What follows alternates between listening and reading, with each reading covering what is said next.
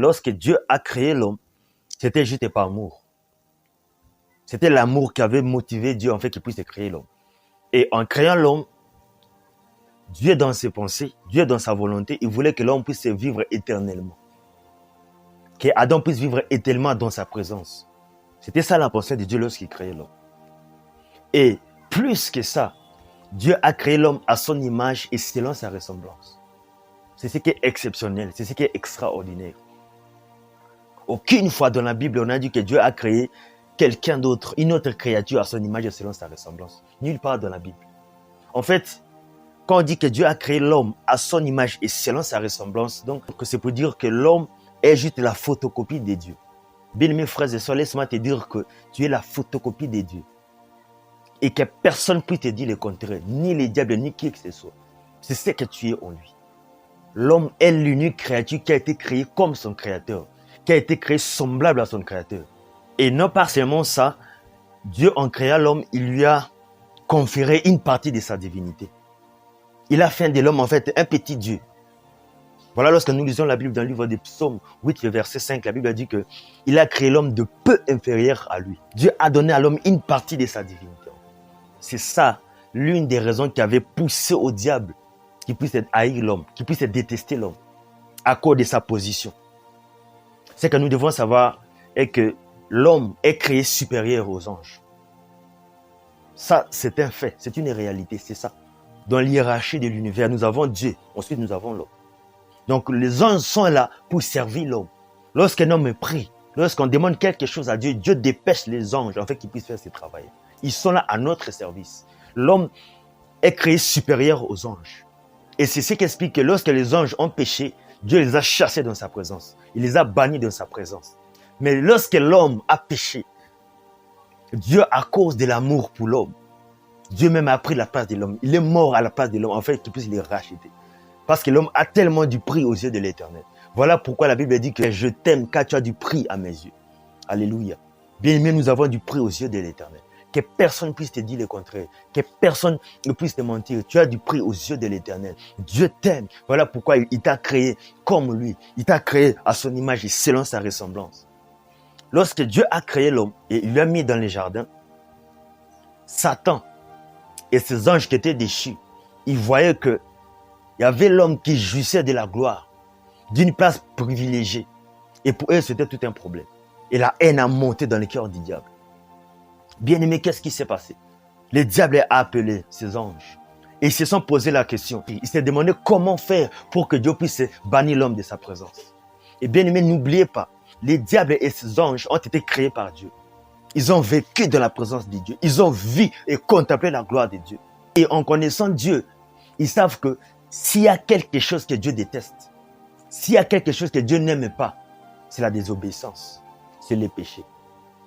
Et la seule manière pour que Dieu puisse rejeter l'homme, la seule manière que Dieu puisse bannir l'homme de sa présence, c'était seulement de pousser à l'homme là de désobéir à son Créateur. Et voilà pourquoi ils ont mis un plan en action, en fait, que c'est l'homme à désobéir à l'Éternel. Parce qu'ils savent que si Adam désobéissait à l'Éternel, il va les chasser dans sa présence. Mais ce qu'ils ne savaient pas, c'était que Dieu avait un plan B pour cet homme-là. Alléluia. Bien-aimés frères et sœurs, je vais te dire que Dieu a un plan B pour toi. Dieu est en train de préparer un autre plan qui est meilleur peut-être que le premier. Voilà pourquoi tu ne dois pas t'en faire. Tu ne dois pas t'inquiéter. À chaque fois que tu désobéis, à chaque fois que tu pêches, tu t'éloignes automatiquement de Dieu. Parce que Dieu est saint. Il dit ceci à Moïse, il a dit, va dire aux enfants d'Israël qu'ils puissent se purifier, qu'ils puissent se sanctifier les premiers jours, le deuxième jour, car le troisième jour, je viendrai au milieu d'eux. Pourquoi ça? C'est parce que Dieu est saint. Dieu ne peut pas communier à quelqu'un qui n'est pas saint comme lui. Dieu ne peut pas parler à quelqu'un. Dieu ne peut pas s'approcher à une personne. Si cette personne-là n'est pas pure, n'est pas saint comme lui, il n'y aura pas de communion. C'est impossible. Donc les péchés éloignent Dieu de l'homme. Dieu ne détestait pas Adam. Non. Lorsqu'il l'avait chassé, ce n'était pas par haine. Non. C'était à cause de sa nature qu'il avait pris. Cette nature, la pécheresse. Parce que la lumière ne peut pas cohabiter avec les ténèbres.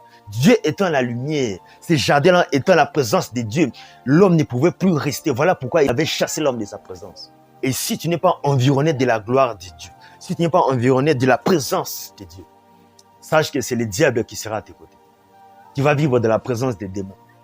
Si tu n'es pas avec Dieu, bien aimé, automatiquement tu es avec les diables. Les milieux n'existent pas. Lorsque nous lisons la Bible, dans le livre de Jean 10, le verset 10, la partie B, la Bible déclare que le voleur, il ne vient que pour dérober, pour détruire et pour égorger.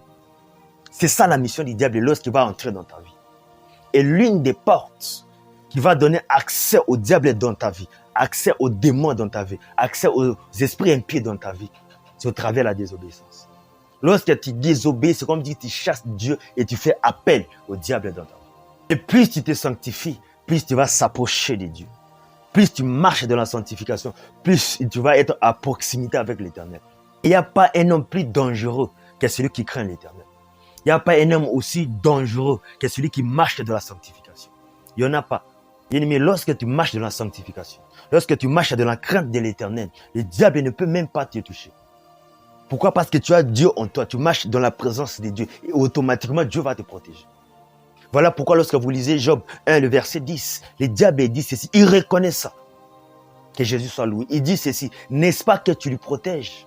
Lui, sa maison et tout ce qui lui appartient, tu lui protèges. Comment le diable savait que Dieu protégeait Job? Chose parce que la Bible dit que Job est un homme intègre qui marchait dans la présence de Dieu, qui marchait dans la crainte de Dieu. Ceux qui marchent dans la crainte de Dieu, ils sont sous la protection automatique de l'Éternel. Voilà pourquoi Psaume 34, le verset 7, la Bible déclare que l'ange de l'Éternel campe tout autour de ceux qui craignent l'Éternel. Tu dois savoir que le niveau de ta sanctification, c'est ce qui va déterminer l'impact de Dieu sur ta vie.